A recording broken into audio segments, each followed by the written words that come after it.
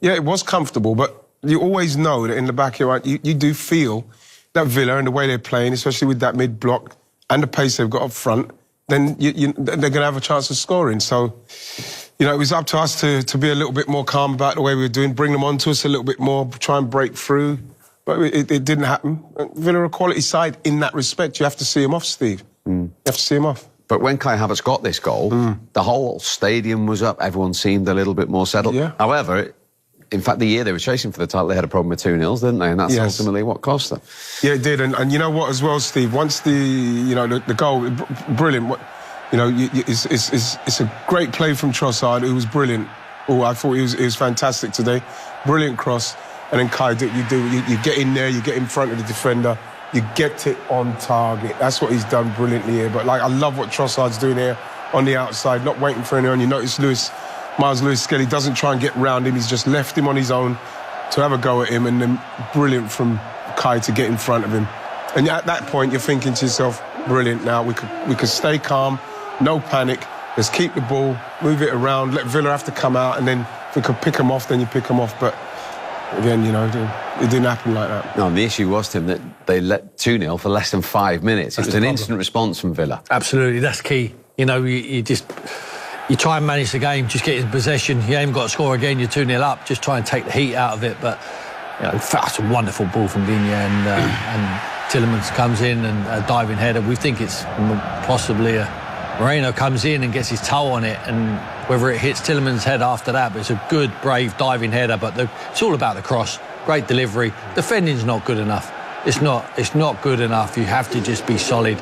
You know, it's all right in hindsight. You say, oh, if Saliba was there, would have made a difference. We can ask all them questions. In fact, he wasn't there, so they have to cope.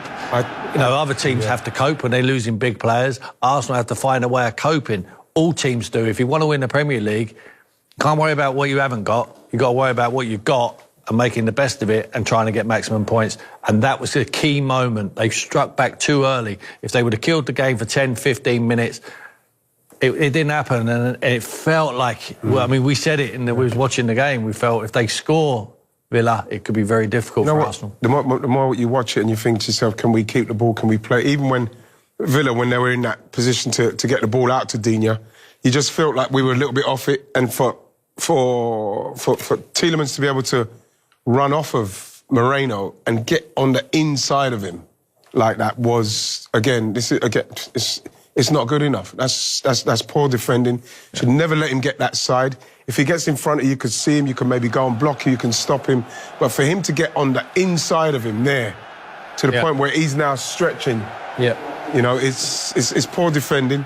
Brilliant from Tielemans' point of view, getting in there, causing the problem. But if you watch that from outside the box, it should have been dealt with ages ago, that run, and it wasn't. And you get punished. You get punished. Villa weren't great today, but in certain aspects of the game, they were absolutely brilliant. You said to me many times, better to be a lucky manager than a good one. Unai Emery was about to take Ollie Watkins off. John Duran had his tracksuit top off. The number was prepared. The piece of paper was into the fourth official, and then this happened. And then this happens, I mean, Wright, he would never have been in this position because they never ever brought him off. But Ollie was coming off. Wonderful cross to the back post, but it's poor defending. I cannot tell you how bad this is from Thomas Partey here. He has him there. He's got him in a good position. Now he hasn't. He steps up. The rest of the defence drop. He needs to drop with the line. Just manage it. Head the ball. And Ollie just keeps his eye on it. And he cannot believe that misses Kai Havertz's head, and he just gets a volley on it. He's so close. Raya has no chance, goes above his head. You know, as you said, it's Unai Emery has won for him there. He got lucky on that one because who's to say John Duran wouldn't have done that anyway. Ollie Watkins will score goals. If you leave him on the pitch, you give him the service, he will score like Duran does when he comes off the bench. I do feel for Thomas Partey there, though. You know, he's a right back. He's playing right back. He's a midfield player. You know, again, it comes down to the squad and the thinness of the squad. And he's been put in a position where I think Trossard, can he get closer to that cross? You could see the poor movement from Thomas Partey. He's not used to that movement.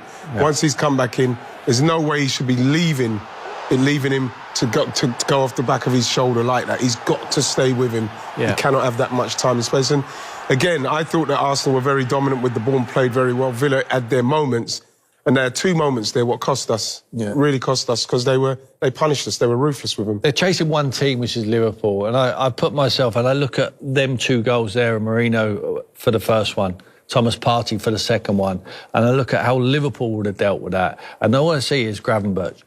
Gravenberch does the ugly side of the game. He's responsible. He sees it. He defends. He helps out his defenders. I think these Arsenal players play for themselves too much to say, well, that's my job. I'm a midfield player. I feel for Thomas because he's not a right back. They're asking him to do a job because it needs must at the moment because of the injury problems they have. But you need to be diligent. You need to do your job. You need to be responsible for your team. Unfortunately, the 2 central midfield players, one playing right back today in Thomas Partey, have cost them today because they haven't been willing to put their bodies on the line and do their jobs properly. They're just intent of just waiting to get the ball forward and then they want to join in. We can all want to join in and play and go forward and create chances and score goals.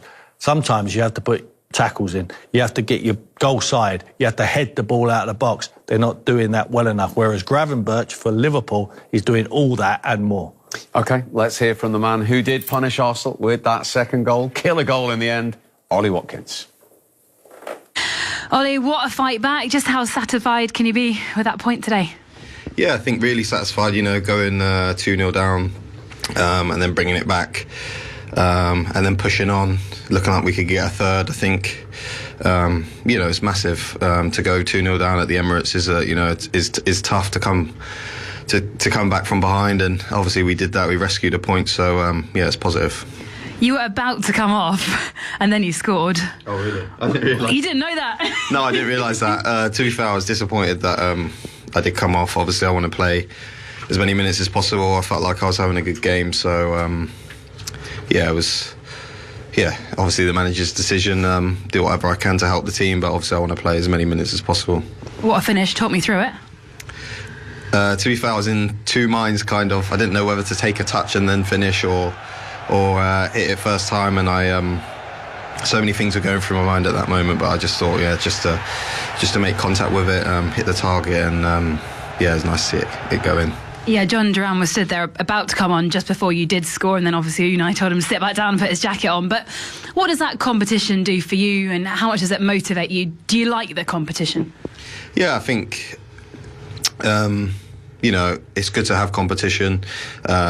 It's never nice to be comfortable, and it's always good to be kept on your toes. So you can see what John can do. He's an unbelievable young player with so much talent. You've seen some of the goals he's scored this year, so it speaks for itself. But I think you need healthy competition in every squad.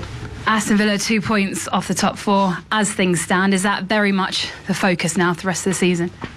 Yeah, I think, you know, just take it game by game, see what happens. We had a bit of a sticky patch. We came out from that, and we started to pick up some points, and now the league table looks quite tight. So, you know, we're just focusing on the next game. We got the Champions League game now on Tuesday, so recover and get ready for that, and then go again.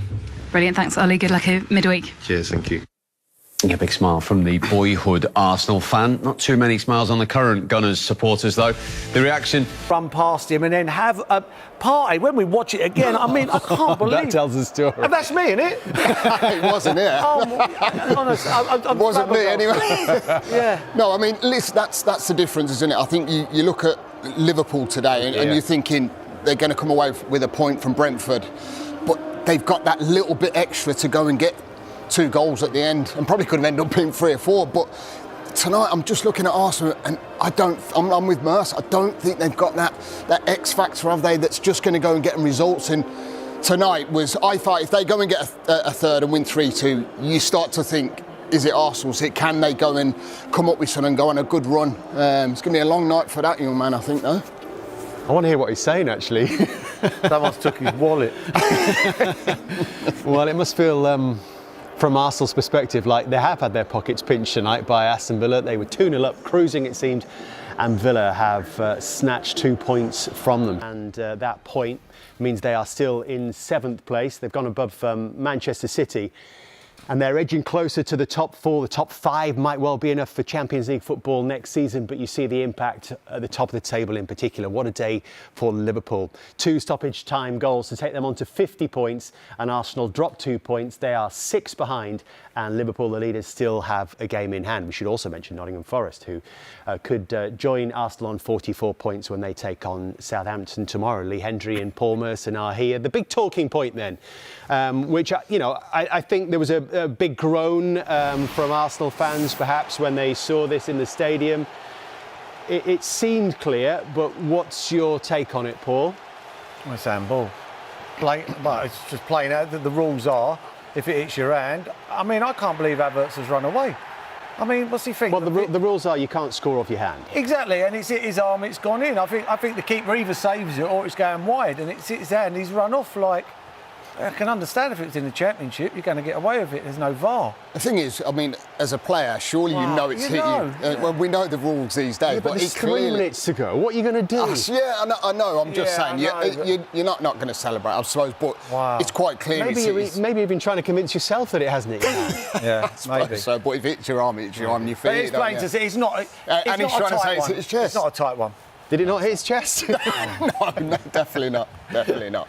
All right, let's bring you some live reaction because it's a brilliant point this for Aston Villa. We shouldn't forget that. And Ollie Watkins has been chief nuisance maker yet again against Arsenal. I'm not sure how popular you're going to be around the Emirates, Ollie.